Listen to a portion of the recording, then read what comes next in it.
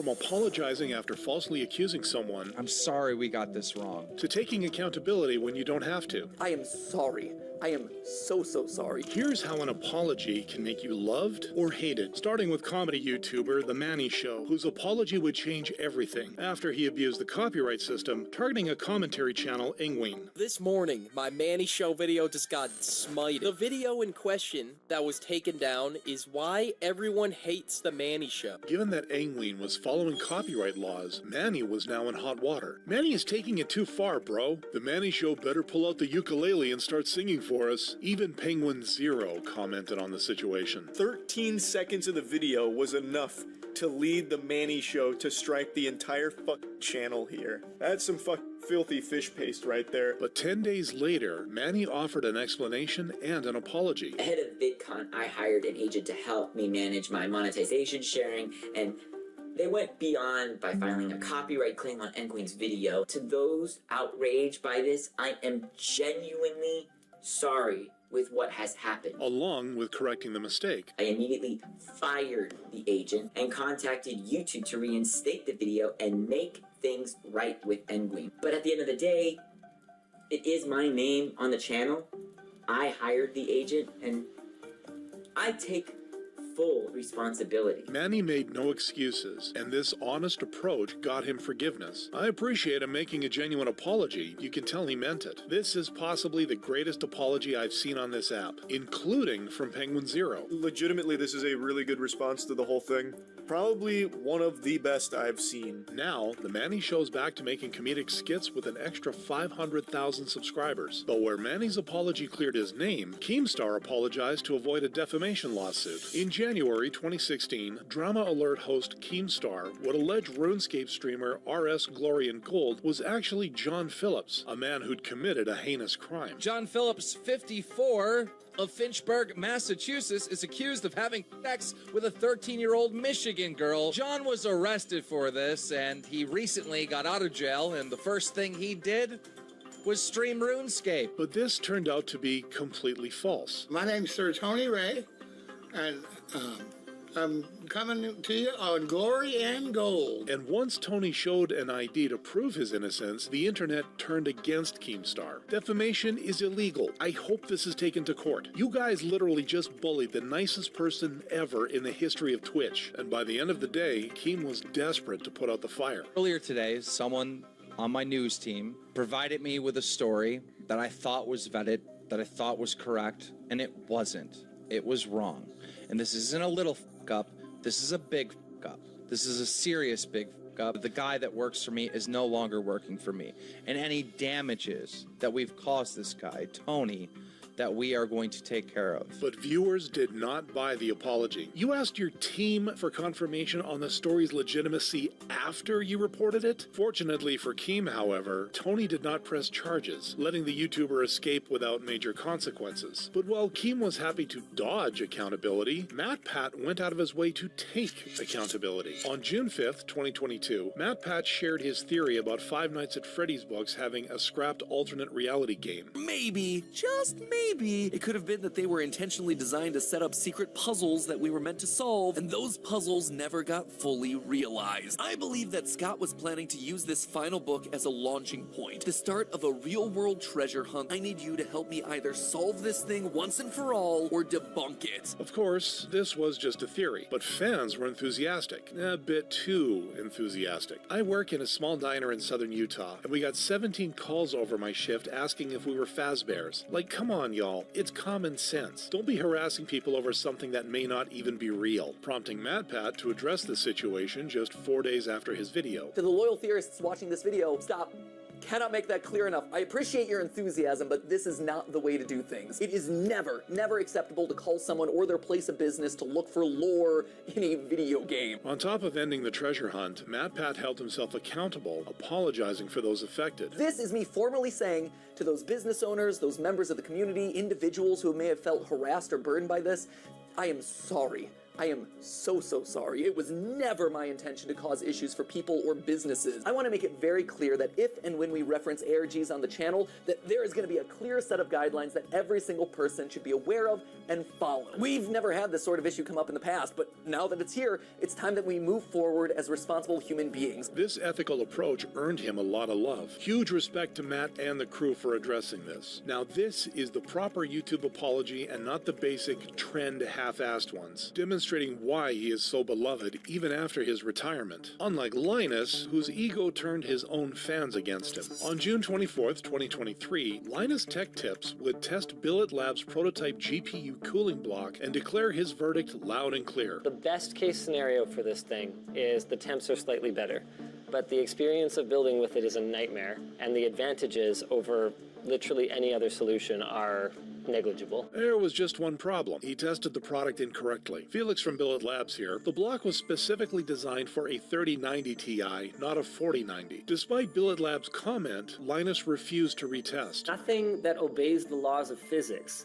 would have changed the conclusion, which is that this is not a product to buy. Worse, when the company asked for the prototype back, Linus and his team agreed, before auctioning it off instead, enraging viewers. Unbelievable how a big company like LTT can F up so badly, and the behavior after it was absolutely disgusting. It breaks my heart how they mistreated Billet Labs. A public apology is in place. Linus would post one, although 2 months later, featuring his entire team. I'm speaking today because of the recent community outcry demanding change. I agree with the community, so I'm putting my foot down. Effective immediately, all YouTube video production is on pause. I want to apologize to Billet Labs for auctioning off their monoblock at LTX 2023. Our process has failed when I was selecting items to include in the charity auction, with Linus only appearing at the end. It's honestly really hard when people take an internal process error and then they run that all the way to Linus is a thief and wants to auction someone else's intellectual property. The second that I was made aware of the situation, on the 14th, I emailed Billet Labs and I explained what happened, offering no questions asked, full compensation for their stated value of the product. Linus then addressed his refusal to retest. To not bother retesting the monoblock?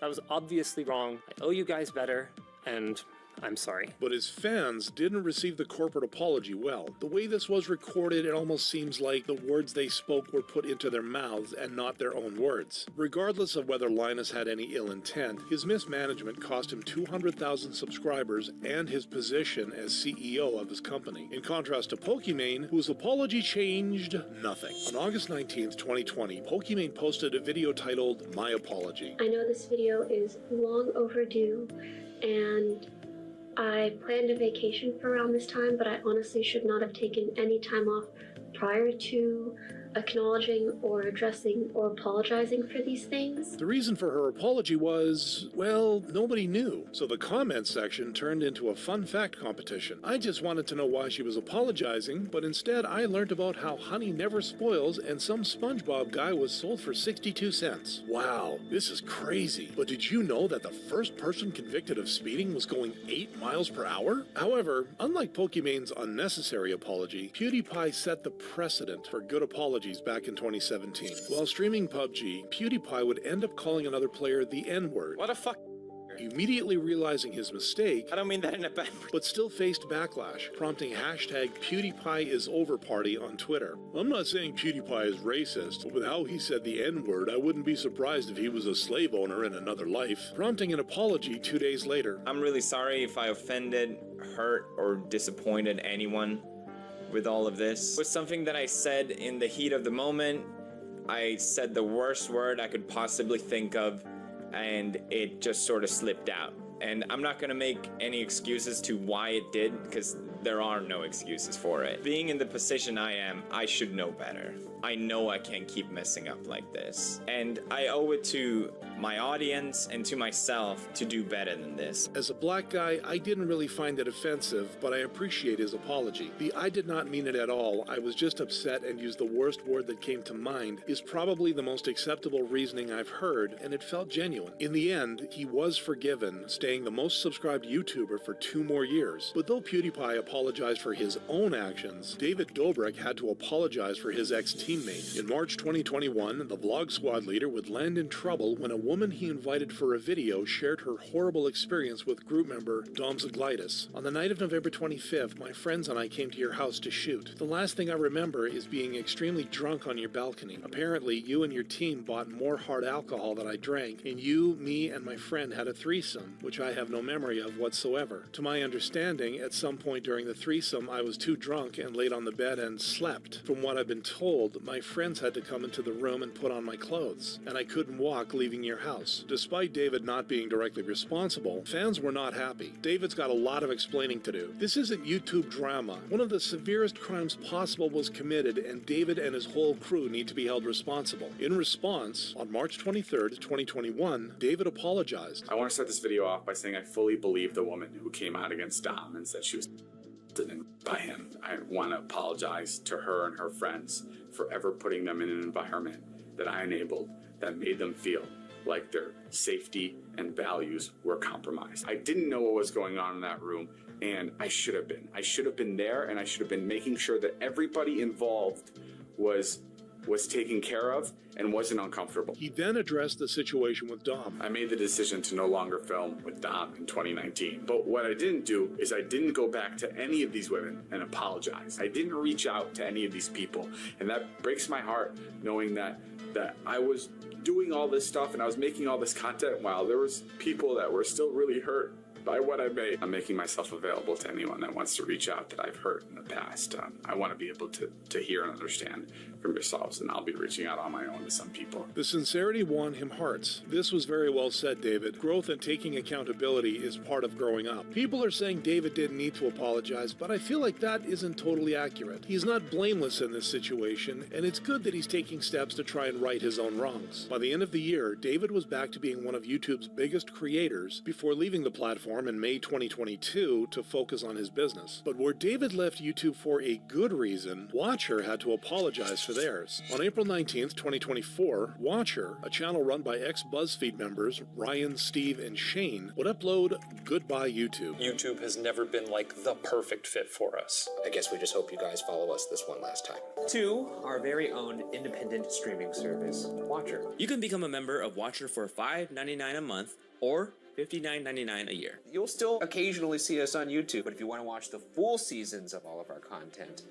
the streamer will be the exclusive home for all of that starting May 31st. To fans, this was a huge betrayal. After watching their videos for 6+ years, I feel like I just lost two friends in a we're too cool to hang out with you anymore kind of way. This feels like a breakup, and the reason was you calling me broke. Hoping to mitigate the backlash, Watcher posted an update 3 days later. Hey everyone, last Friday we announced that we're leaving YouTube and launching our new streaming platform.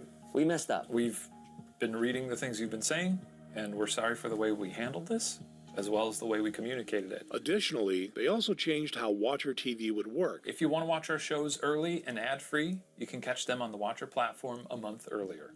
After that, you'll be able to watch our shows on YouTube for free. Which viewers appreciated. Thank you for hearing our concerns and actually making changes. It really means a lot. The fact that you guys listened to the fans and didn't get defensive, which is a knee-jerk human reaction, but instead addressed everything is why I love you guys. And in the end, despite losing 100,000 subscribers and hurting their audience's trust, Watcher has continued posting normally on YouTube, much like Mr. Beast, who's continued posting despite facing the biggest controversy of his career. On August 8th, 2024, Mr. Beast's former employee, Jake Weddle, would reveal his harrowing filming experience. It was the surviving like $10,000 every day you survive in solitary or surviving in solitary for whatever. The lights are on me all the time. I wasn't sleeping. I could not sleep, and I have insomnia problems now.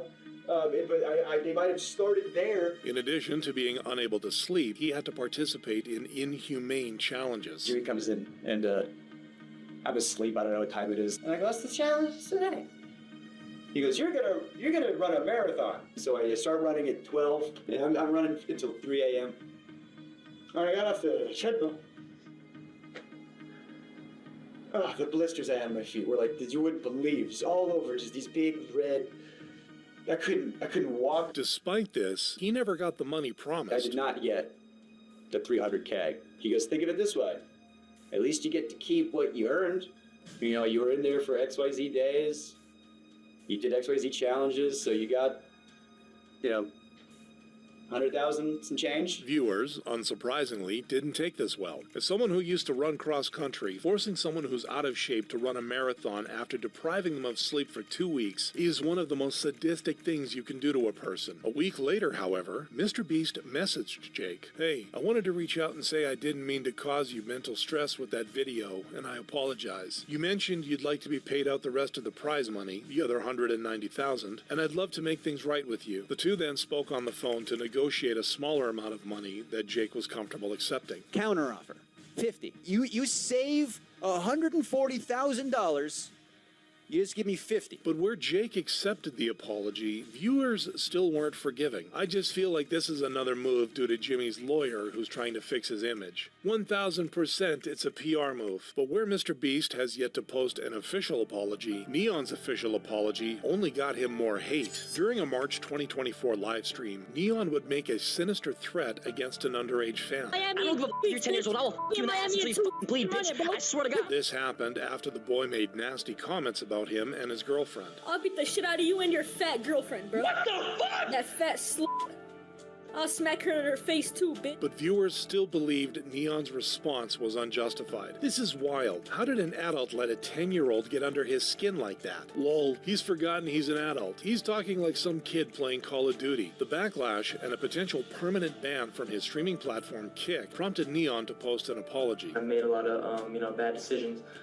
But that was by far one of my worst things I've ever said or done, and I want to sincerely apologize for what I said. I don't know what I was thinking. I let a kid get in my head, and when he talked crazy to me, I blacked out, and I didn't realize what I was doing, and I want to sincerely apologize. I'm not that type of guy. I'm not that type of person. Which was instantly met with even more backlash. Has talked ish for years, yet gives a half-assed minute apology. This man threatened SUO violence against a small child. He does not need a platform. You need to grow up and be held responsible for your actions. Stop saying that you black out. Some even believed the apology was just for Kick to unban him, which seemed true when he was unbanned 72 hours later. Neon has since continued his usual degenerate behavior, earning the title of New Worst Apology.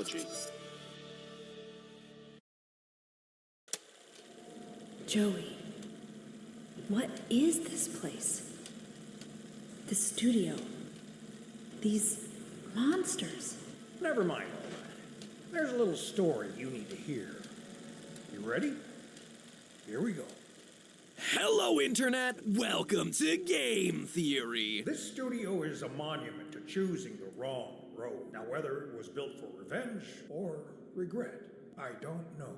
That's my riddle to solve. No, Joey, let's be honest, it's my riddle to solve. Always mine to solve. Today, we're diving back into the inky depths with Joey Drew Studios and their newest game, Bendy and the Dark Revival. If you're unfamiliar with the franchise, honestly, I can't really blame you. It's been 5 long years since the world was last buzz about Bendy. Oh sure, there was a mobile game, a short prequel title called Boris and the Dark Survival, and of course the requisite handful of spin-off books released in the intervening years, but nothing really captured everyone's attention. It looked like the franchise was drowning in its own inky grave, which is why the trailer drop for an official sequel releasing in just a few weeks caught everyone off guard. And that wasn't enough. They then decided to catch everyone off guard again by releasing a game that was really long, really solid, and most importantly of all, really stable. Which, let's be honest, considering the quality of game releases these days, Pokemon Violet, is already putting it in contention for Game of the Year. It is a low bar. But of course, you know why I'm interested in this thing. The theories. Sure, I can go around all day inhaling full cans of bacon soup like an overzealous Kirby, but if there's no meat on the bone for us to chew on like a cartoonish wolf, well then this one's gonna get relegated to my ever-growing list of MatPat personal time games. Lucky for us though, Bendy be bringing the lore. What they call a cycle breaker.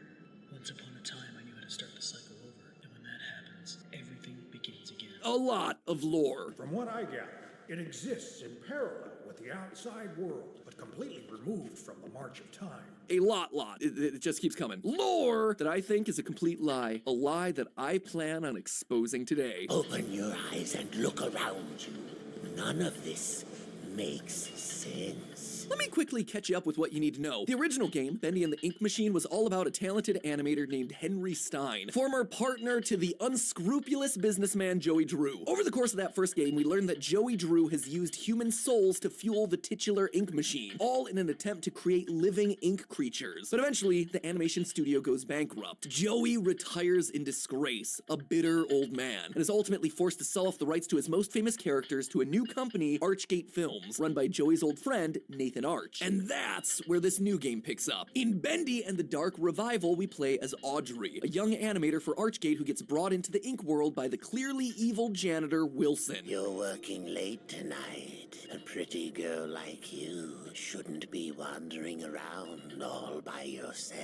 Mind if I step in? Seriously, this man is a walking, talking HR violation. They couldn't have made him any more dastardly if they had given him a black cape and a curly mustache. Anyway, the rest of the game is then spent with Audrey trying to find her way back home, all while avoiding both Wilson's army and the demonic ink demon himself, a monstrous, bloodthirsty form of Bendy that kills on contact. Or, at least that would have been what the game was all about, had it not been for the surprise cameo of a familiar face in Chapter 3. Who are you? Don't you know me? Take a good look. Aren't you? Joey Drew? In the flesh. At a couple of points throughout the game, we encounter an inky version of Joey Drew himself, or at least an embodiment of his memories, who sits us down to take us through a literal slideshow of the game's lore. Where are we? A very old place, full of memory. There's a little story you need to hear. Once upon a time, Audrey, there was a bitter old man. All right, well, it doesn't get much more straightforward than that. As part of the presentation, he tells us that the Henry we played as in the first game wasn't Henry at all, but rather an inky recreation that Joey made after the real Henry left the studio. Why would he do such a weird thing? Well, he wanted to torture Henry, get his stress out, kind of like a sepia-toned voodoo doll. In his anger, Joey used an evil machine to create another world. A world made of paper and ink, where he'd torment his own version of Henry forevermore. He felt betrayed by Henry, so as a totally healthy way of dealing with his anger and jealousy, he created this inky prison in order to punish anyone who ever crossed him. The world that we've been playing through in both of these games, simply known as the Cycle. Eventually, Allison Pendle, the second voice of Alice Angel from the first game, comes into Joey's life and makes him realize that he can be a good person. She didn't visit often, but when she did, she saw something good in Joey no one else could, including himself. Through their friendship, he began to see the world with better eyes. So, out of kindness, he creates a version of Alice Angel in the Cycle to help Henry survive. Meanwhile, in the real world, Joey is also busy creating Audrey out of the ink to become his perfect daughter. That's right, the character that we've been playing as for the entire game is none other than Audrey Drew, a human made out of living ink. Joey finally did what he set out to do, creating the perfect life from just a pencil and a dream. Just a pencil and a dream! This isn't enough! You have to have heart. It's a nice story, and certainly a wholesome character arc for our dear old Joey Drew, but call me suspicious whenever a game literally sits me down and spells out the lore for me. I mean, the original game was practically built around theories. What we have done is left it up to the community. So if you play the game and your name is Matt Pat and you like to theorize, there's a chance you're going to figure things out and actually be able to understand what we were talking about. And also, let's just take a minute to look at who's info dumping this lore on us. The living embodiment of Joey Drew's memories. Oh sure, he might seem all nice and folksy, but remember, this is a guy who has never been trustworthy. On company records, Bendy is listed as his creation despite the fact that Henry created him. He also lied to his employees when the company was about to go out of business. The idea that the company is in some form of financial difficulty is untrue, and a slanderous lie against it. Even his close friend Nathan Arch said in the book The Illusion of Living, quote, Joey is so good at storytelling that even when he tells you it's not real, you can forget a moment later. I mean, this is a guy who is so jealous and bitter that he literally creates an endless torture chamber for his former business partner. And we're expected to trust his version of events that make him seem like some sort of benevolent family man? No, I don't think so. So I started to dig around in Joey's story. And let me tell you, there's evidence hidden all around the Cycle proving that Joey's version of events is a lie. A lie that throws into question everything that we know about the main main character, Audrey. The true story of Bendy and the Dark Revival is one that Joey doesn't want you to know about. So grab yourself a pencil, a dream, and probably something to write on too. Just try not to get any corrupted ink on the carpets, alright? Just got them all washed. Speaking of things that you can wash, this is your final reminder that Theoryware holiday merch is available right now. And you have got to order it in the next few days if you hope to get it before the holidays. That includes our Mad Theorist plasma ball, the 4-channel candle set, and of course, the super snuggly Dreamwave blanket. All of these items are on their final couple of units, and since they're custom made, it's not like I can just go over to the ink machine and print up a new batch. So once these puppies are gone, they're gone for good. So if you want them, you know what to do. Head on over to theoryware.com or click the link down in the description below, because the last thing you want is to live with the regrets of actions you didn't take, because then you're gonna fund yourself an ink machine to create a cyclical torture chamber where you live out the regrets of all those past actions, and the next thing you know, you're starring in an indie horror game and it's spinning off into a series of books, and no one is gonna appreciate those books. Just saying. So save yourself the trouble, order if you're interested. Alright, back to Bendy. Let's start by disproving what Joey Drew tells us, starting with the timeline of events. Joey claims that Allison Pendle walked into his life and changed everything, giving him a new lease on life and in turn prompting him to help Henry within the cycle. Except we know that that can't be true. The dates don't line up. Allison joined Joey Drew Studios sometime in the 1930s. That means that the cycle would have been created prior to that date. Why is that a problem? Well, it's because we have evidence that shows Henry begins his cycle in 1963. This is thanks to a letter that we get right at the start of Bendy and the Ink Machine, inviting Henry back to the studio 30 years after he left the company, which thanks to the employee handbook we know was 1930. There's also a calendar in Joey's apartment at the end of chapter 5 in Bendy and the Ink Machine that shows the exact date to be August 31st, 1963. Now, there's speculation out there about whether Joey's apartment and old Joey here in the ending of that game are meant to be part of Henry's cycle, aka part of the fake world that was made by Joey, but even if it is fake, why would you include a calendar from some random date in the future? Just doesn't make a whole lot of sense. Speaking of things that don't add up, what about Allison Angel? Joey is pretty vague about her creation, but he leads us to believe that she was created purely from ink, inspired by Allison Pendle, but not made from Allison Pendle. Except here's the thing, Joey and Allison break off their relationship in 1946. He fires her after she sides with her future husband and gent engineer, Thomas. Joey does keep in touch with Allison, as we see from the letter in his apartment, but he burnt that bridge. She is no longer an angel to him, or even really a friend. So why would he then make an angel to help Henry in the 1960s that was just inspired by her? It doesn't make sense based on the timeline. I suspect that Allison Angel's creation was meant to punish her as well. That instead of her being just an ink creation, he took the original Allison Pendle and used her soul to create Allison Angel. Now he's able to torture her for all eternity, just like he did with Henry. Joey is no hero. He never was a hero. He didn't have a change of heart. It's all about public image, just like we saw in one of the tapes from the first game. I believe there's something special in all of us. With true inner strength,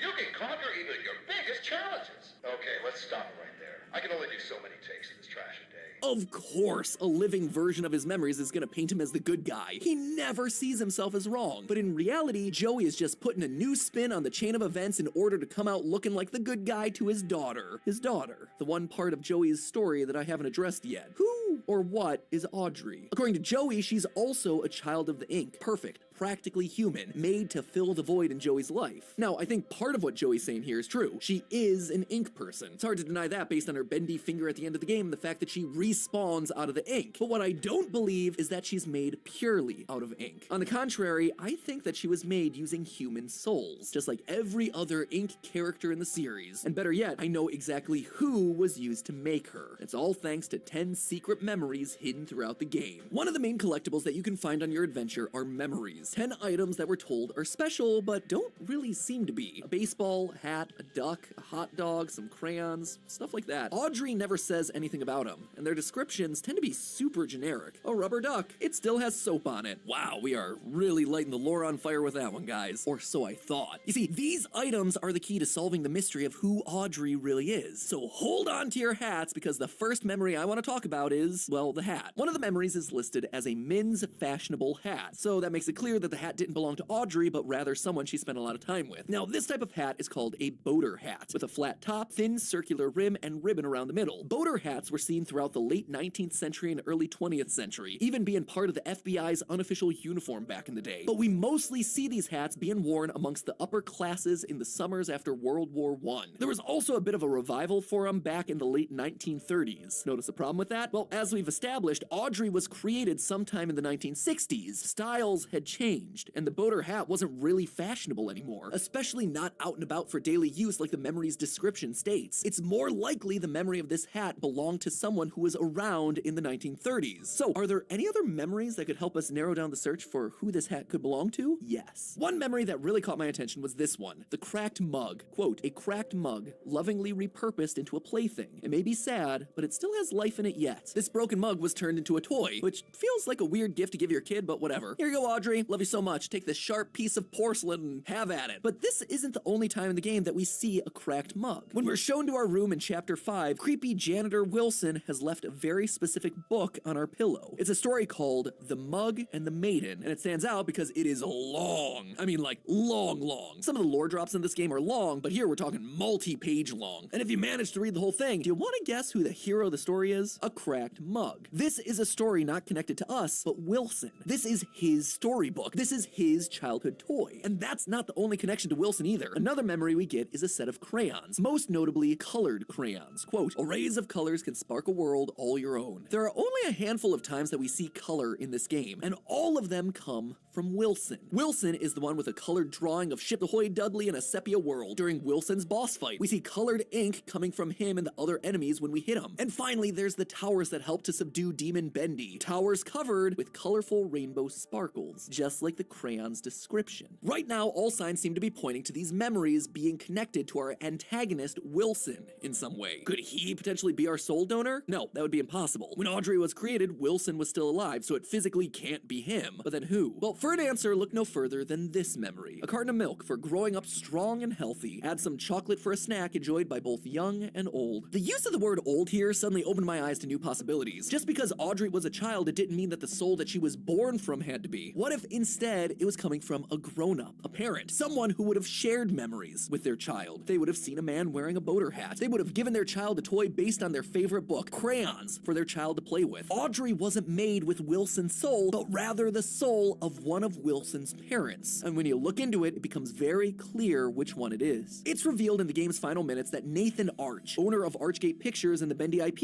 is Wilson's father. As of 9 o'clock this morning, Bendy and all his little cartoon friends now belong to me. This acquisition, according to an article on the Joey Drew Studio Archives, took place in 1972, only a year before the events of the Dark Revival. So the timeline for Nathan being the soul donor doesn't add up. He was still alive at the time. But you know who wasn't? Wilson's mother. In the spin-off title Boris and the Dark Survival, we get this clip from Joey Drew to Nathan Arch. Hope this reaches you in South America.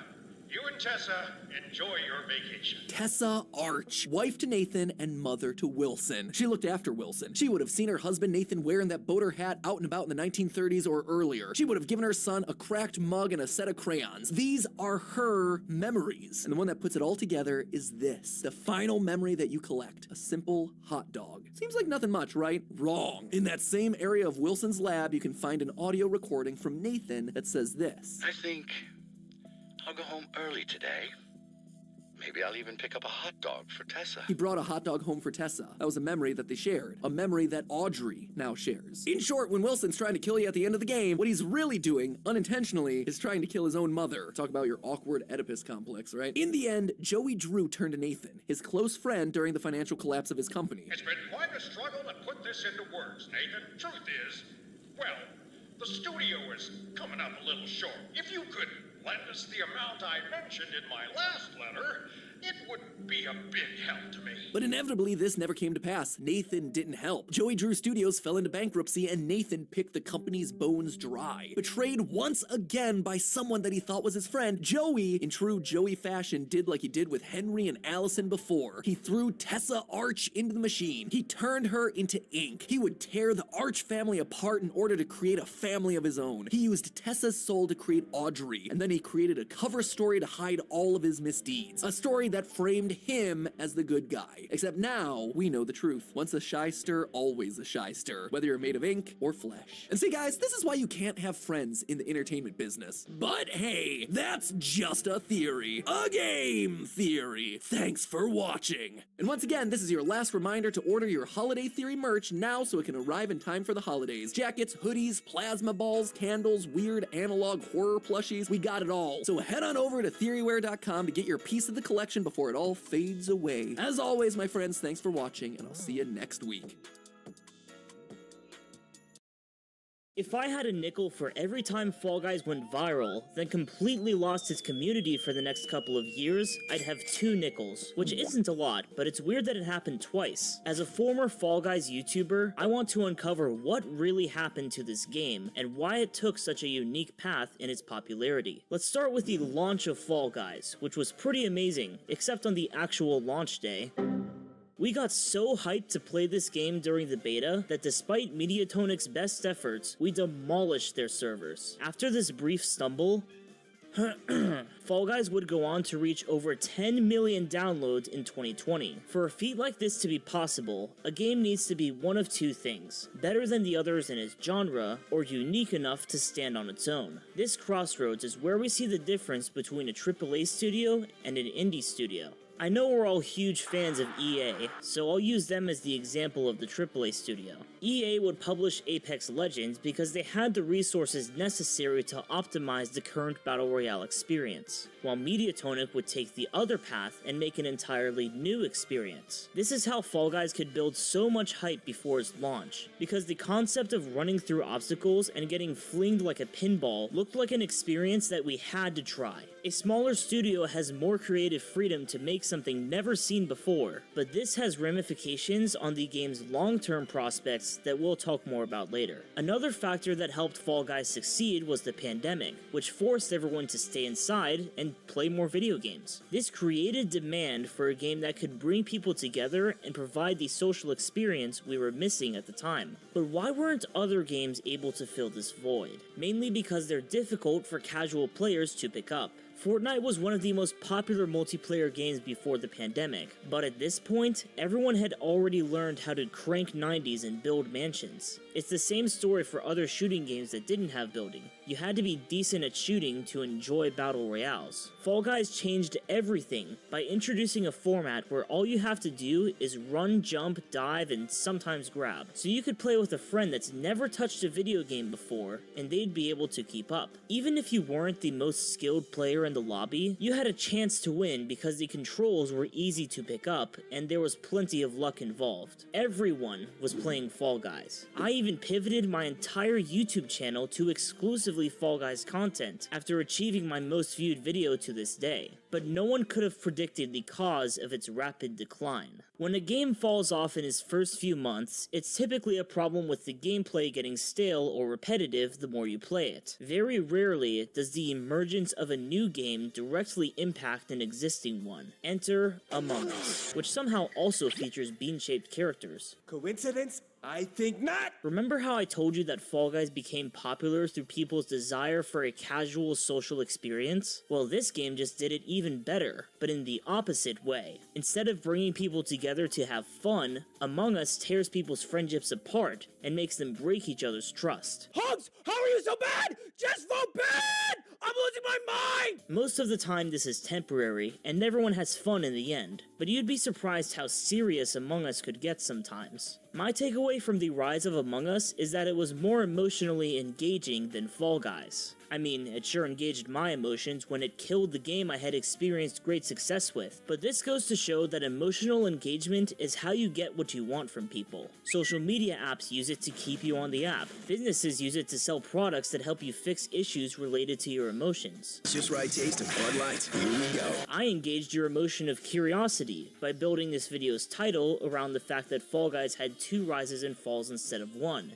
At the end of the day, how are you going to make an impact with something that people don't feel any emotions towards? But if Fall Guys was truly great, it wouldn't have completely shattered with the appearance of another game. So there must be more to its first downfall. The problem with Fall Guys is that it had lost the two reasons that made it popular in the first place. It had just been one-upped by a game that was even more fitting for casual social players, and more importantly, it stopped feeling like a new experience the more we played it. Fall Guys launched with 25 levels, and these skilled players began to memorize them. The novelty of Fall Guys fades when we load up the whirligig for the 37th time. Just kidding, the whirligig is goated. But moreover, there weren't variants of each level like there are today, so it was the exact same each time. We would have channels that made guides and told you the best path to qualifying in each round. Honestly, screw the guy who made that video. Another major issue with early Fall Guys was the quality of its levels. Some of them didn't eliminate players properly, like Perfect Match. Even the most casual players can memorize fruit, and you don't even need proper control of your character to qualify. I had to cut it out of my challenge videos because there was really nothing interesting happening. I mentioned before that having a lot of luck involved can be a positive, but sometimes it would go too far, like in the team-based rounds where you didn't have much control over the outcome, and tail tag where you could get grabbed from miles away because of latency. And just in general, the Season 1 maps didn't take much effort to navigate, you mostly just ran forward with the occasional jump. But perhaps a new season can fix this by adding some more content. Season 2 of Fall Guys added 6 levels, which were solid, I guess. I mean, we got a sequel to Egg Scramble, that was definitely in demand, but it didn't change the fact that we had gotten used to the other 25 levels from Season 1. It was mostly the same story for Seasons 3 through 6. Some of the levels we got in them were really cool, but none of these updates could replicate how it felt to play Fall Guys on launch, so there was never a big enough reason for casual players to come back. More importantly, Fall Guys had trouble funneling new players into the game, since it cost $20 on Steam and required PlayStation Plus after launch. Back in 2020, one could be convinced to pay for a game like Fall Guys if their friends were playing it. However, as a game's popularity declines, so does people's willingness to overcome its price tag. But almost 2 years after the original launch of Fall Guys, everything changed.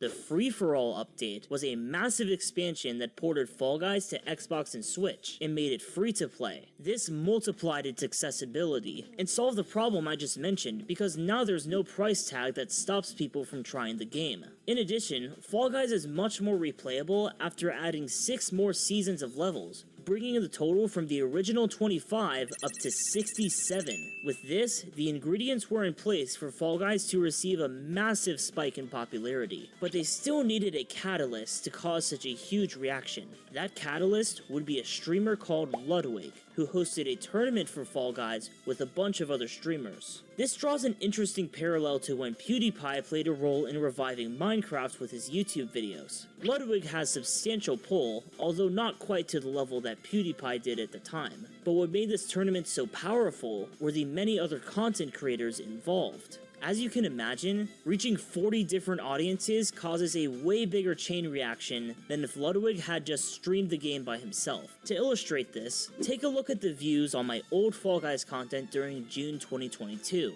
Free-for-All launched on the 21st, which doubled or tripled the views. Not bad. Then Ludwig hosts the tournament on the 25th, and by the end of the month, the views are up 20 to 30 times what they were before. One thing I've learned about YouTube is that it directly reflects what people are thinking about or engaging in, so this provides an accurate timeline for how the interest in Fall Guys was evolving. If any game developers are watching this video, content creators are the biggest factor determining how many people play your game. You can trust me, I'm not biased at all. It's extremely rare for a game to reach a level of popularity that's greater than or equal to its launch. But Fall Guys was thriving with over 50 million downloads now, and everything that made the game decline in the first place was solved. So what could possibly go wrong at this point? Well, as it turns out, the product Free-for-All gave us was not sustainable, and after Epic Games acquired Fall Guys in the previous year, they decided to make some changes that were not well received. Remember how I said that the gameplay had more variety with 67 levels? During the next season,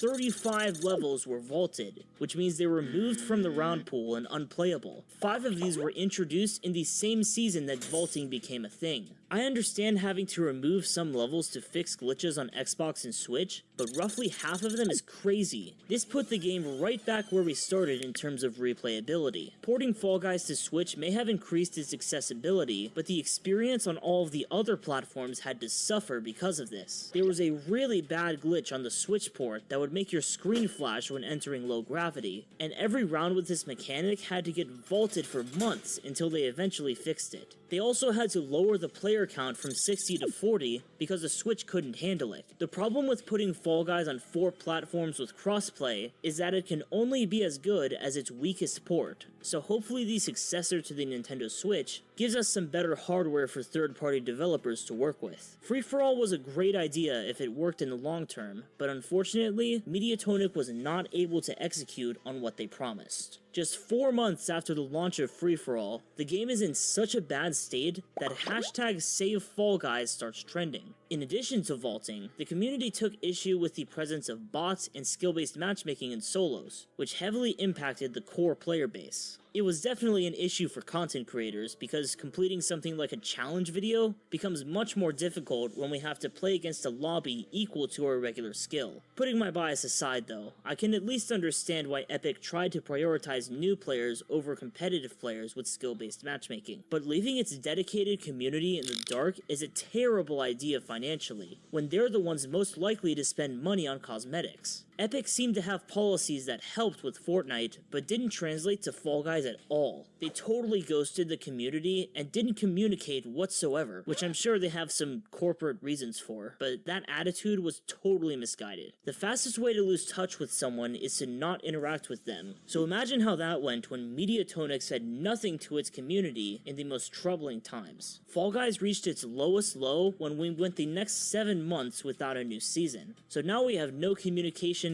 and no new content. But at the end of this drought, something was on the horizon that had the potential to revive Fall Guys for a 3rd time, and that would be creative mode, which fixed the most fundamental issue with Fall Guys, its lack of variety. Now that we can create an unlimited amount of levels, every match can become a different experience. However, this comes with the trade-off that the quality of creative mode levels was worse due to the budget system, which made it near impossible to make levels that measured up to the ones made in Unity. It was very clear to see this difference when the Unity levels and the creative levels were mixed together in the main playlists. Creative mode didn't make an immediate impact on the popularity of Fall Guys because it felt incomplete. They spent the next year making creative mode more of a complete experience, like increasing the budget and adding survival rounds. I just opened Fall Guys for the first time in 2024 to make this video, and after the continued development of creative mode, I actually had a pretty good time. The gameplay experience of Fall Guys seems to finally be in a good place, although it's too late now for the game to recapture the wide audience it did previously. Or is it? There's one more way that Fall Guys could bring in new players, and it's through the heavily rumored mobile version. It seems like a mobile version of Fall Guys has been data mined and leaked by many sources, even some that are quite reliable. But as of recording this video on July 30th, we don't have any official confirmation that it's coming. Just like every idea that Fall Guys has introduced, a mobile port would be huge for the game if properly executed. But if this does become real, I'm worried that the game will be even further held back by the mobile port, and the technical challenges of getting creative mode to work on mobile seem pretty crazy. It's possible that mobile could work if it operates separately from the PC and console versions, and if they can somehow find enough hardware to make the game run properly on cell phones. So if this is as real as it seems, then it'll be interesting to see how that goes. When I upload this video, Fall Guys will have celebrated its 4th anniversary, and it's been one heck of a ride. If we can manage to get a 3rd spike in popularity, I have more faith now that Fall Guys can hold on to its player base in a way it hasn't been able to before. Thanks for watching, and I'll see you guys next time.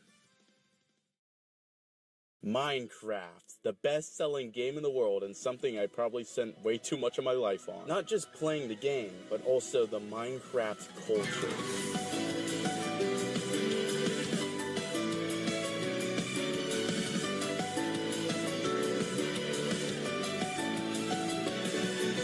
We're doing the Touch My Body Challenge. Is that a thing? I'm coining that. Welcome to Minecraft culture, bitch. Yes, Kevin, I know the Minions movie. I know, I've heard enough about. You know this shit. People have double lives, and if they were British and had dyed hair, this was their double life. I always watch people like Dan TDM, Captain Sparkles, and popular MMOs. Only those first two will be relevant, but whatever. I didn't watch Stampy, come on. Lovely World. I was like 11. The world wasn't lovely, it was pain. I take cold showers and listen to Fallen Kingdom, bitch. But all this Minecraft culture leaves me with one question.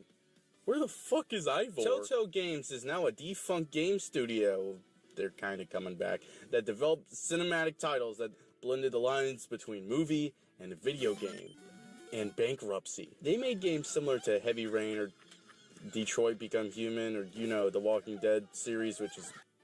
they made that. They were honestly pretty big developers, at least in my eyes. Like, guys, they made the Poker Night games. Guys, they started developing this style that mostly put storytelling over gameplay, and there would be some interaction, but it was just like press a button. The main reason they were video games was the branching paths. When you watch a movie, you can't change the plot halfway through, but with a game, you can. The closest you can do is walk out of the theater showing Paw Patrol the movie and walk into the theater next to it showing Human Centipede 2. I haven't experienced any other Tattletale games, so I can't really say anything about them, but I know most of them were well received, especially the Walking Dead series. As you can see, they got the licenses to a lot of big franchises, and after making the Borderlands series, they set their eyes on a new target, the most popular game in the whole wide world. Someone was a fan of Skyda's Minecraft. Minecraft Story Mode, at least to me, is one of the most baffling and interesting releases in gaming. It's just, duh, huh? Mojang agreed to this game's creation because,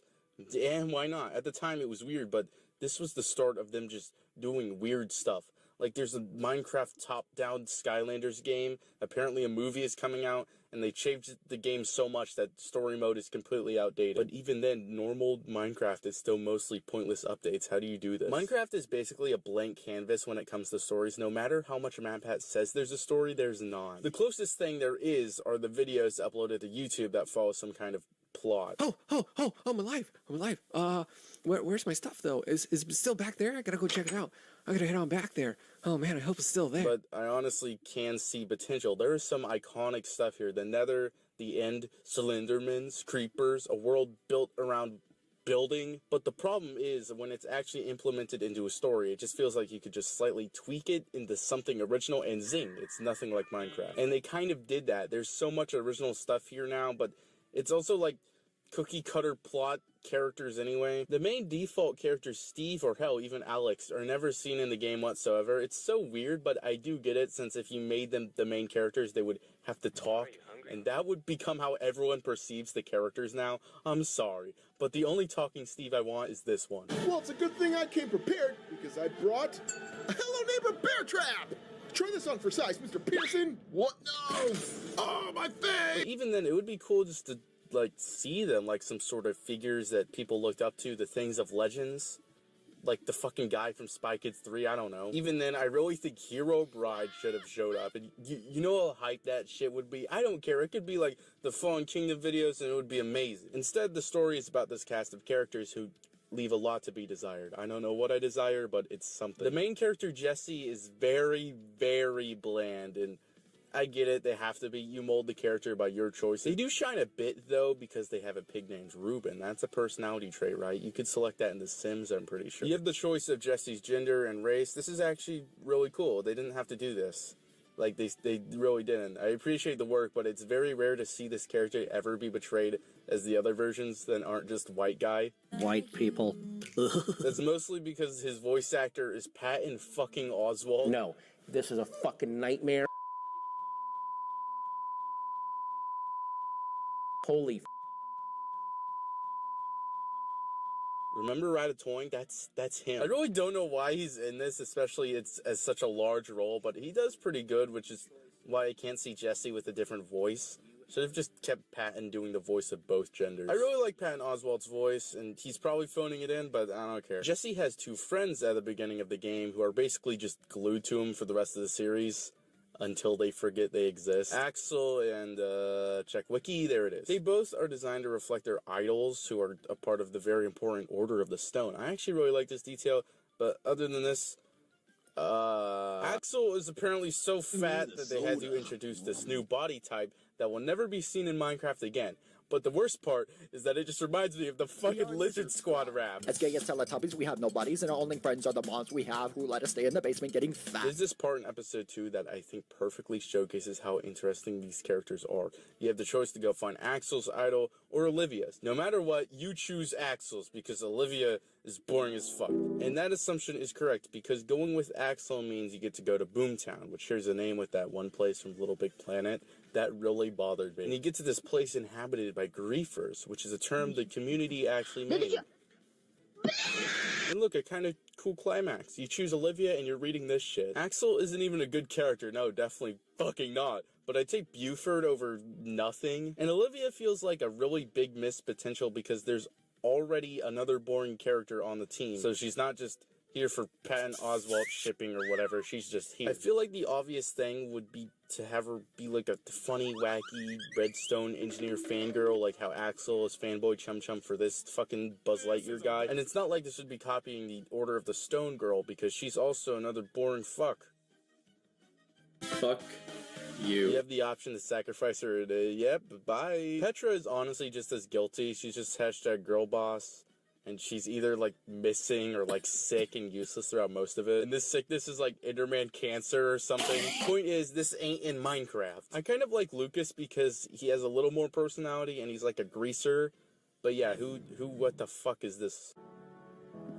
Well, not perfect. Absolutely perfect. Look at his old design. We were gonna have a rootin' tootin' cowboy on our team. The whole plot of the first few episodes revolves around getting the Order of the Stone to stop the Wither Storm. I already talked about some of them, but there's Gabriel, who I actually like. At first, he seems like a completely, like, fake hero, like Metro Man or something, but he's genuinely a hero. And I just like his voice. That's the only part I like about this game. But it's so fucking funny when they don't have a big twist for episode 3, so it just ends like this. Come on, Gabriel, let's go, buddy.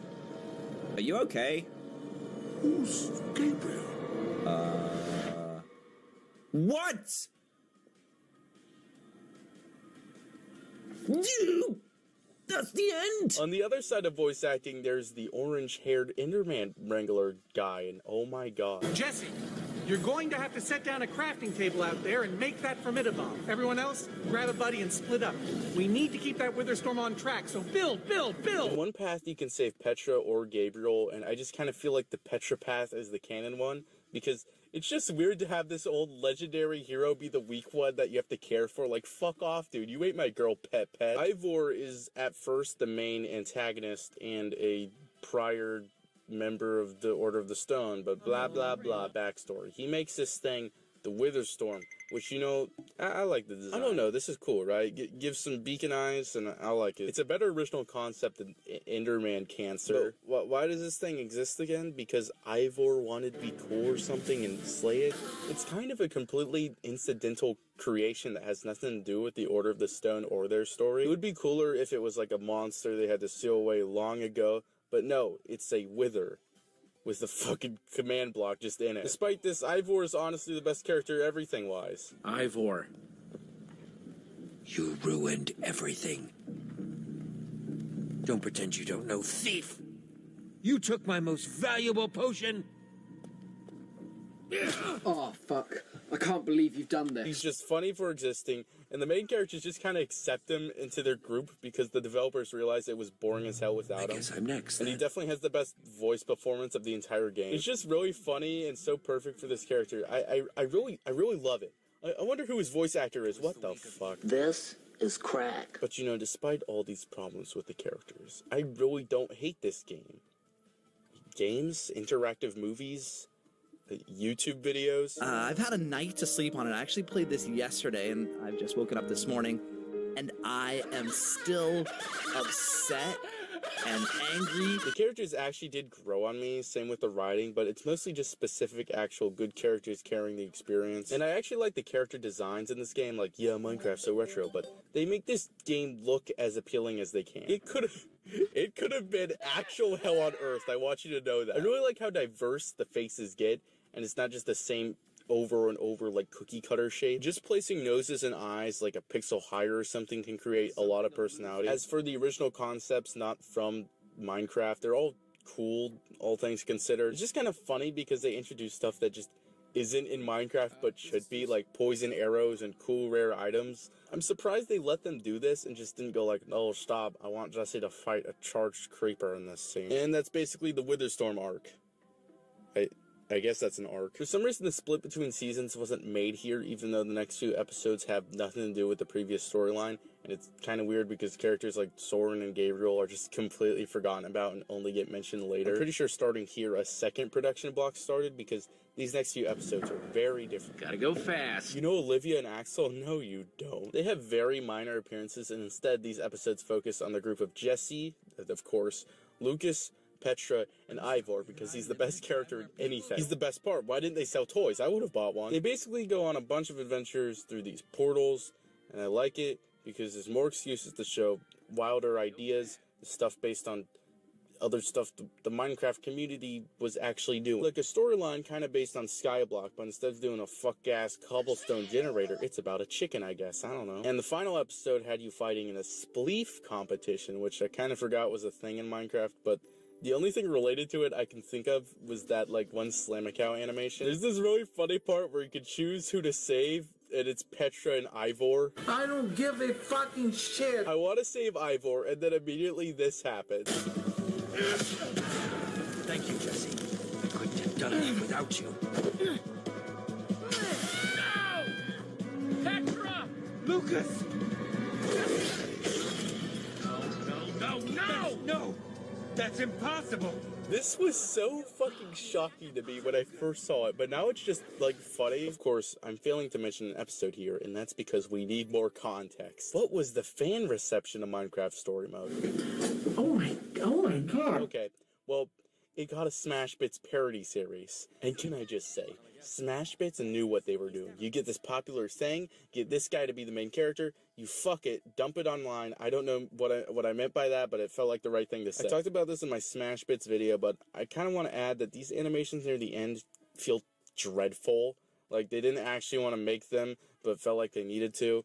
And yeah, I would have a musket halfway down my throat if I had to reanimate the entirety of Minecraft Story Mode. For some reason, this series had, like, no merchandise. There was probably a shirt or some shit, but no action figures, plushes, or anything. Most likely because Mojang had final say on merch and just said, nah dog, it's gonna pollute the kids into making Jesse and Lucas ship out. Stuff like Tube Heroes could make as much Minecraft merch as they wanted because they kept it specifically to YouTubers and their avatars. Now, I think they should have merchandised Minecraft Story Mode, but whatever, I guess I'm just fucking crazy. The only thing we really got was a Minecraft skin pack with some of the characters. This was amazing. They're so ugly, oh my god. Absolutely perfect. You have your usual suspects playing it and making videos. Stampy, popular MMOs. Was that a terrorist? It's like, could I have been kidnapped by terrorists? Dan TDM, hey, remember this guy? Yeah, this guy. Captain Sparkles, Think Noodles, for God's sake. Oh, I am so hungry. Oh, that was tasty. If you saw these guys in a police lineup, might as well be an execution. They're all guilty. I'll give them the benefit of the doubt and say they really did enjoy it, but of course they would. They've played the same game for a decade. Their minds are mush now. Stampy's gonna be in a lovely mental institution soon. Captain Sparkles comes off as very real and honest in his Let's Plays. They have the least amount of views. Stampy's Let's Plays is just really fucking boring. He just really stays quiet and lets the game go. And Dan TDM, dear God, Dan TDM. This is the Let's Play I watched the most of to prepare for this video.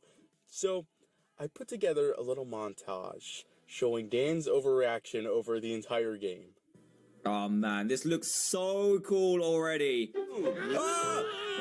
What is that? Oh, the pig! So many mobs. Ooh. Ooh. Those reactions though. Oh, this is cool. This is really cool. We're in trouble now. Yes, that looks so awesome though. Jeez. Oh. Watch out. Oh. Oh my goodness, I thought I died then. Jeez. Man, that was crazy. Oh man, this is so exciting. But yeah, it was exciting too. I didn't think Minecraft could get this intense. This is too intense for my little brain. Jump, jump, jump, jump. No! That's impossible. What? No, wait.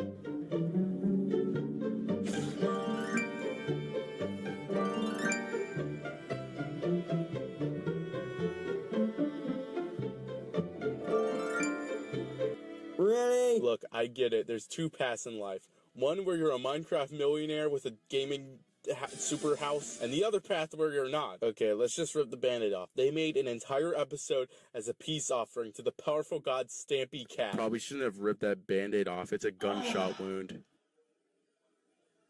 When I first saw this, my mind was blown. Like, holy shit, my favorite YouTubers.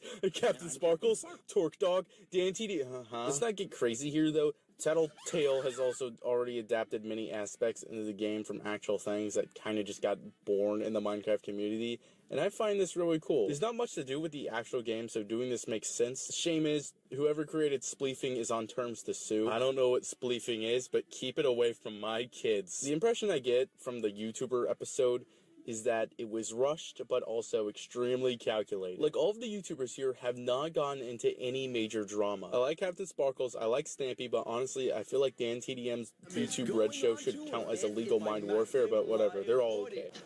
We did it. Time to get to the theater. Well, I'm gonna run. It's a really long way. No, I like running. I'll meet you guys there. I'm not sure about the girls, though. I don't know. It's because I didn't watch them because I was afraid of cooties or something. Or they just haven't reached the same height as these three. Remember fucking Tube Heroes? I know I already said it, but I just have to say, I have one of those. This aged poorly. Little Timmy got an abuser in his Happy Meal. But what's interesting is this. Who the fuck is this? Included in this episode are two other characters that aren't actual YouTubers, but kind of sound like they could be. Torque Dog and Cassie Rose. Hey, spoiler alert, this is a murder mystery type deal, and once you meet up with Captain Sparkles, this fucker is egging you on. Jesse? That's a girl's name. What are you guys anyway? Some sort of loser patrol? Captain Sparkles boasts about his subscriber count of 9 million people, which is just weird. I didn't think they were still YouTubers in this universe and more of famous adventurers. Captain Sparkles? Are you saying that with a Z? Petra! Show some respect. The man's a captain. But over here we have Torque Dog. Raise your hand if you watched his videos. He's the first to die, and let's just say I cried more than Ruben's death. It's just weird that they did this when they have more options for YouTubers. Like, I know some of them were edgy. Skydo's Minecraft was a narrow escape, but like, he could have been a contender for this. I would rather skin myself than have Exploding TNT be in this, but what about, like, Think Noodles? He's such an icon. Guys, you know how I feel about the animatronics? Fine, okay, alright, you guys both did well in school. I remember specifically Pat of Popular MMOs being upset he wasn't in the game. What I'm saying is you had options, which leads to my theory that this was a byproduct of not having enough time. There are some visual glitches, and the plot here feels very short, honestly. You just see like 3 deaths, you dick around with Stampy, and you confront the killer, the White Pumpkin. I have another small theory that these two were maybe supposed to be YouTubers, but when getting the casting, they either ran out of time or decided against having the killer being a person kids watch. Let's talk pumpkins. I know it's a very obvious Michael Myers reference, but I really like the design of the White Pumpkin. I wonder who it turned out to be. Cassie what? Cassie Rose, the fake YouTuber who doesn't exist, is an evil killer. Who would have guessed that? You didn't hear this from me, but Think Noodles would have played this role perfectly. He has the right vibes. Hey everyone, it's your friend Think Noodles, and welcome to another Skibbity Toilet video. This was so obvious, and it's a very boring mystery because, like, I know it's not Stampy. It's gonna be the person who doesn't exist. In the Captain Sparkles playthrough, he immediately says it's Cassie early on. Like, he doesn't even care. But to be fair, he, like, was working on the inside. Cassie has little to no motivation, but it's Minecraft story mode. Who cares? One interesting thing is that she's naked. Okay, I accidentally put the word naked instead of named, and I forgot what I wrote in this section, and I thought things were about to get fucking insane. Boy, do I ever. One interesting thing is that she's named after a random staff member's sister. That's kind of interesting. But, like, this could have been Puppet Steve. Get the hell out of here. Overall, I think this was handled kind of sloppily, but it's so funny and just interesting. Like, you can't say Torque Dog doesn't intrigue you. I'm writing a fucking book about him. Ever hear of the Bible? It is kind of underwhelming, though. Captain Sparkles has, like, 2 scenes, and it's just this. And I'm Captain Sparkles. And then he immediately gets killed by sand, so now it's this. And I'm Captain Sparkles. Dan TDM has the funny joke where his hair keeps changing because he famously kept doing that. Oh my gosh, Dan, would you please stop talking for 2 minutes? Sorry. I talk a lot when I'm nervous. And him and LD Shadow Lady are part of the only meaningful choice in the entire episode. You know, the entire reason this is a video game and not a glorified puppet show. You can save Dan or Shadow Lady, so should I pick this horrible screaming British man-child or...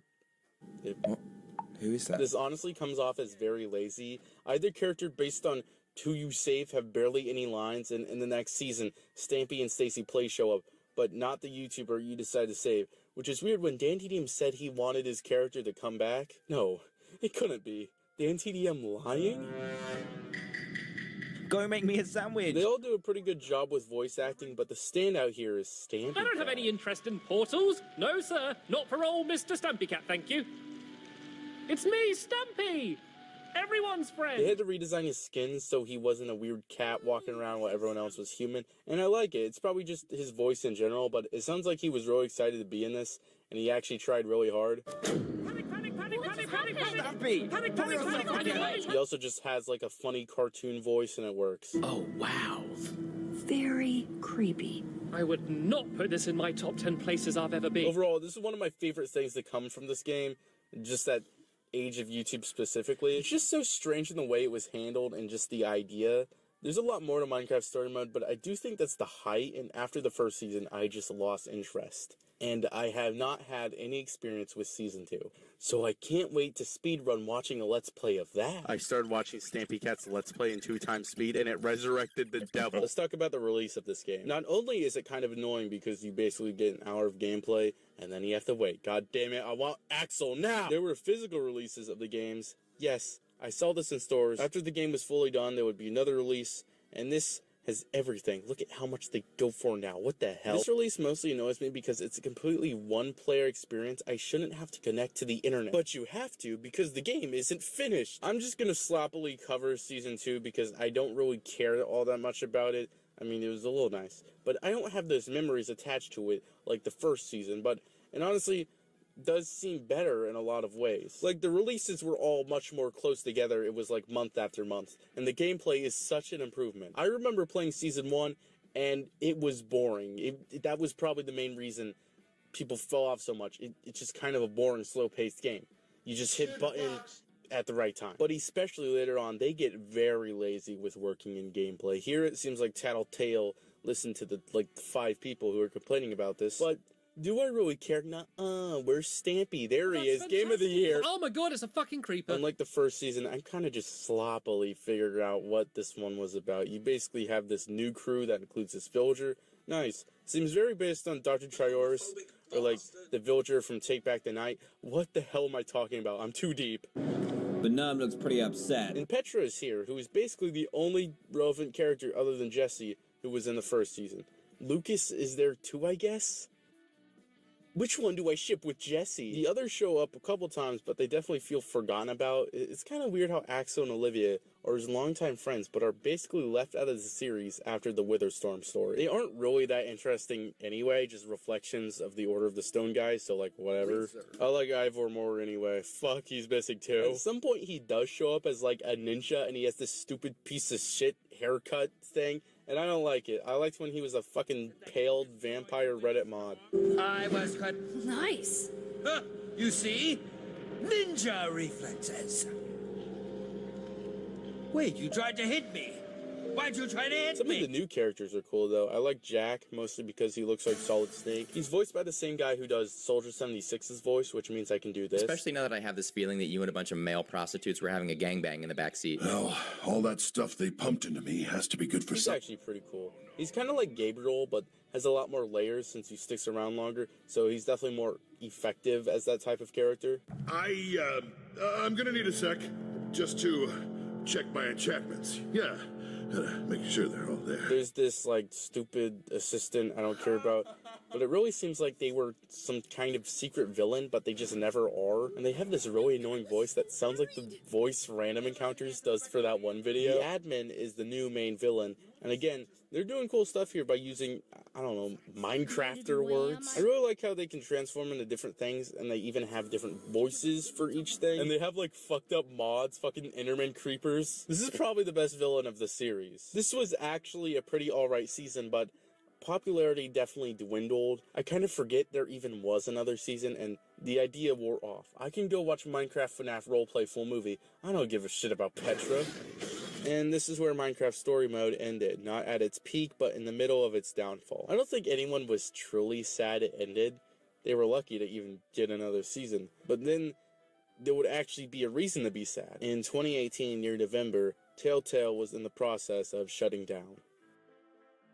What the fuck did you do, Jordan? Telltale shut down due to completely running out of money. They just kept spending shit to get Pee Wee Herman as Ivor, and they couldn't get enough money to even stay alive. This led to multiple games also being delisted, because either it cost money to keep them up, or licenses expired. If Minecraft Story Mode was a carton of milk, it would be inspired as shit, dog. 2 years.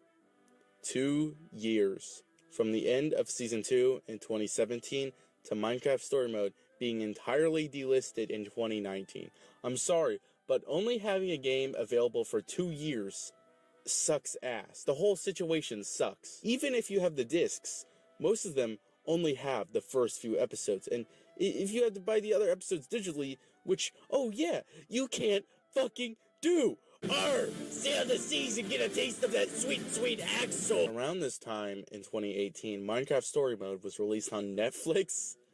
Somehow, I'm fucking insane. I'm like 40 minutes into this, and what? It was like this new thing Netflix was doing where they would be interactive shows, like a Boss Baby show or some shit. Pick your poison, 5-year-olds. I remember seeing this and being incredibly confused. What? I'm gonna do QuickTime events with a Roku controller? What the fuck? I fiddle around with it, but not for that long. And unfortunately, there's not a lot of information on this version. And I can't really check for myself because, spoilers, it got delisted.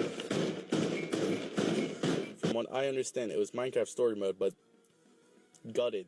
It was only the first season, or maybe just a couple episodes from that season, and it just looked a bit better. Like, I'm not even sure how much actual gameplay was in this. Apparently there was bigger plans for it, though. Like, Telltale wanted to add more branching paths and dialogue, such as a path where Ruben lives. Say it with me.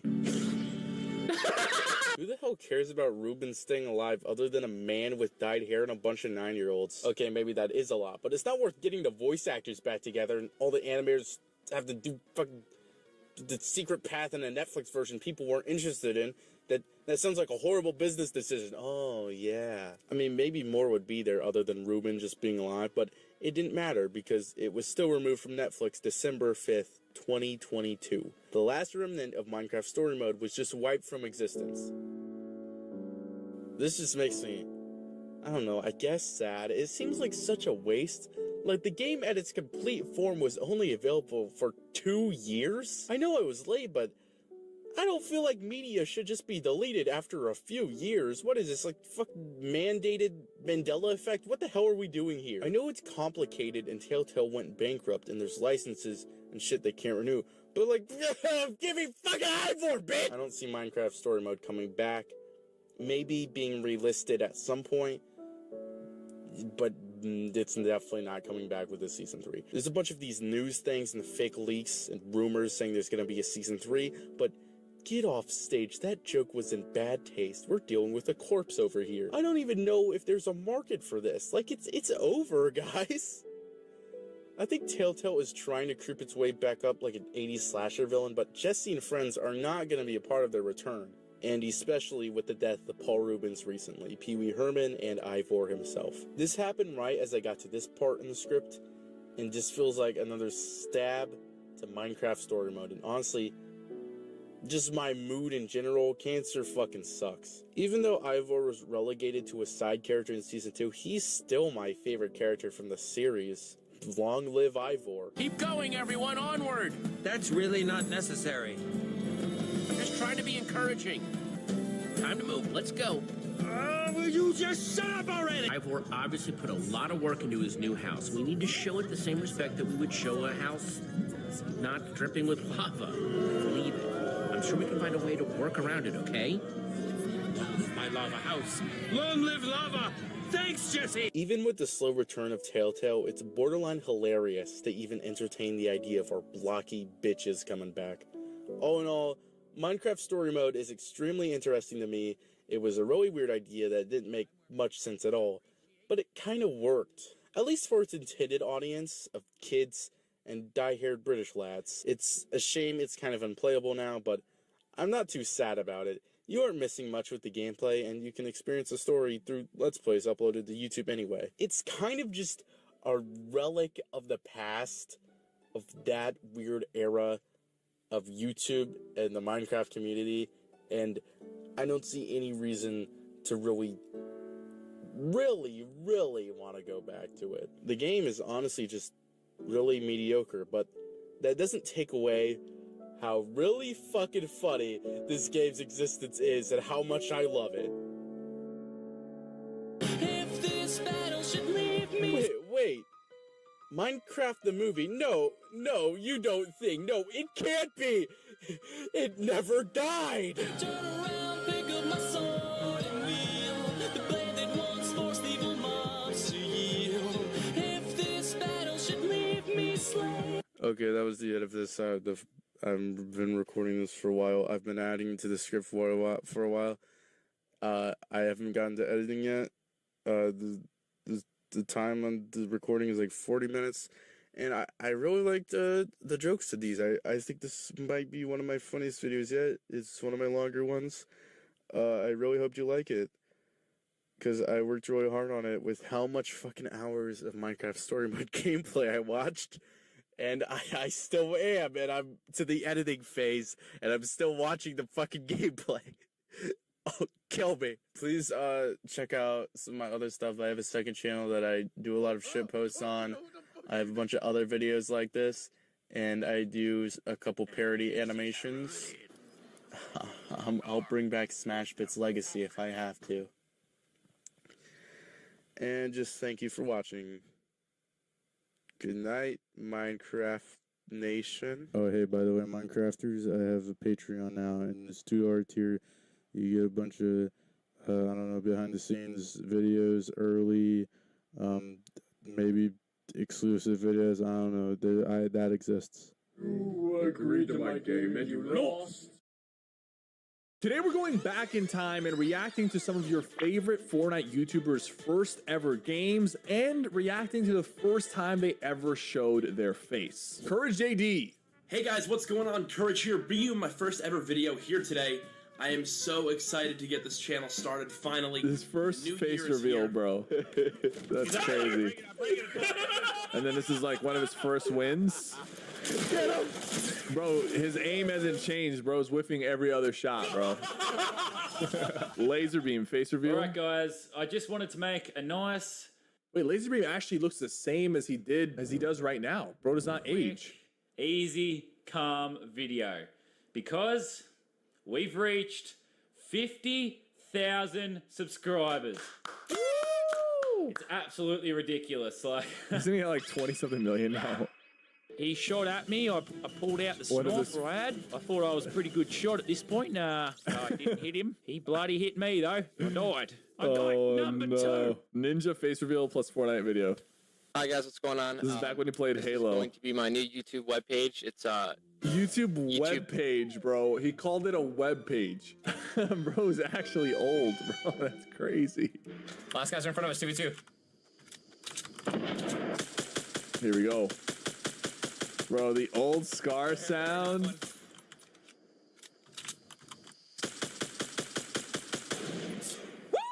Dr. Lufa with the snipe, bro. Nick A30. It's Nick A30 here. There is one question. Bro, what is he doing? Nick A30. Return. I'm back. He's down below me, so that's why I want to get my RPG right now. Okay, this clip right here, just pay attention. Nick nearly blows himself up with his RPG. Somehow gets the win. Look at this. Like, that RPG had to be like 1 inch closer to the enemy than to him for that to not kill him. Oh, what are the memes, guys? Bro is really doing the memes. Tfue, face reveal in Fortnite. Try to take a deep breath, boys. I take a deep breath. I remember seeing this, but bro's hair was crazy. One of his early, he was a TTV kid, bro. Twitch TV Tfue. What's funny is he used to hate TTVs pretty bad, but he was one himself. Clicks, first ever video plus. This is his first video.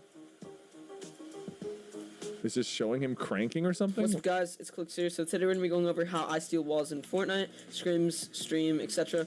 I'm basically gonna be Bro, showing he you guys. made this BS video about how he steals walls and he has one ping in the top. The reason why he was able to take people's walls is because he had one ping. Mongrel face reveal. He could start earning some serious money. Oh yeah, I remember seeing this. Joe Lynham went along to meet him. For many of us, he was a baby, bro. Time you spend on your holidays every summer. But for millions of young people, it's the hottest video game on the planet right now. Played video games all my life, basically. I started playing competitively when I was around 9 or 10. Bro, he was 9 or 10 when he started competing. Ali A. Let's see it, bro. Hello everyone, my name's Ali A. Bro, looks like he was on One Direction, bro. Been waiting. That's crazy. This is my face reveal video. That is crazy. Links in with the King of the Web competition. To edge of this ring, try and go around it, guys. I don't know if he's still in there. If he's smart, he probably. Bro's got 20 mats. Oh my man. God. Shot by an epic weapon. You can tell by the fact it was orange. Top 4, guys. Oh, Epic man. weapon, you can tell because it was orange. Lachlan, let's see Hey guys, Lachlan. what's going on? It's Oh yeah, he Battle played here with my first like a Minecraft Pokemon video. It's not really a Minecraft video. It's like a Pokemon, right? Pixelmon, right? Minecraft video today. What's going on, guys? Welcome back to another Bro, vlog. he So always this is gonna had be a the little bit of same an update hair, huh? video. I do apologize for not getting out for 50,000 subscribers like I initially planned. Only 3, 4, 5 days late, but what can I say? I got addicted to Breaking Bad. I got into the Breaking Bad. No way, bro. We've done it. Bro, everyone was really a bot back then, huh? Mr. Beast.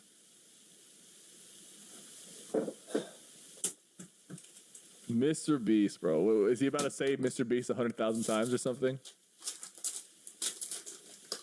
Hear ye, hear ye. The Black Ops 3 beta is upon us. Over the next 5 days, you will encounter great frustration and great lag. What is he saying? The Tatman, first video plus first. What is up, Tatman Army? Tim the Tatman. Bro, his microphone was so overtuned, and he actually had hair back then, bro.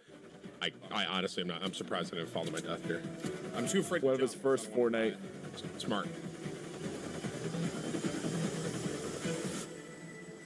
He doesn't even know where the last guy is, bro.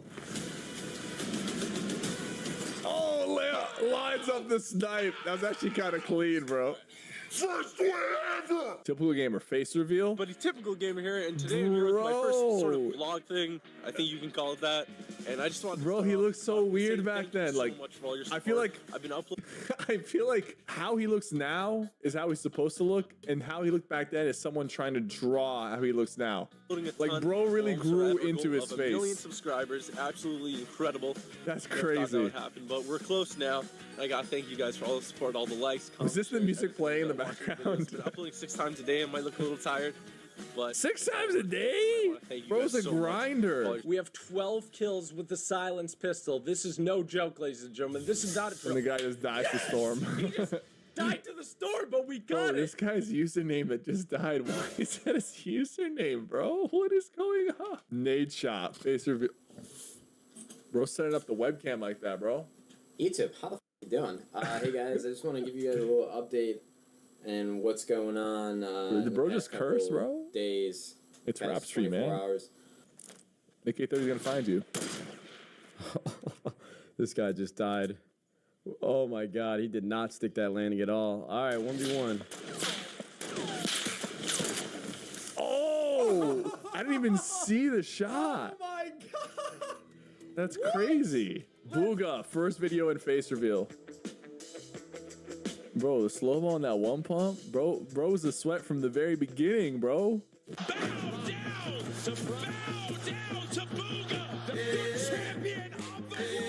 World Cup champion Booga! Legion, first video. I love smothering my biscuits in gravy.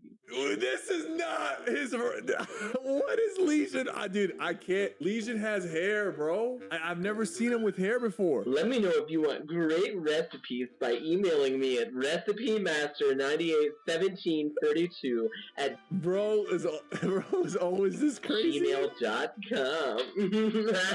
watching, and I'm gonna throw up. Guys building a small church over here. Evan, you need to do it. Bro, that's so good. It's so funny, bro. 75. Mr. Savage. No scope. Calling it, bro. No scope.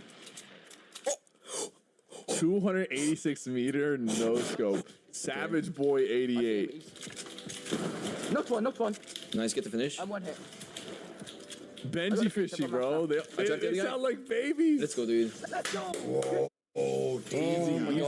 Easy trap right there. Asian Jeff, first video. Oh my god, he's a literal baby!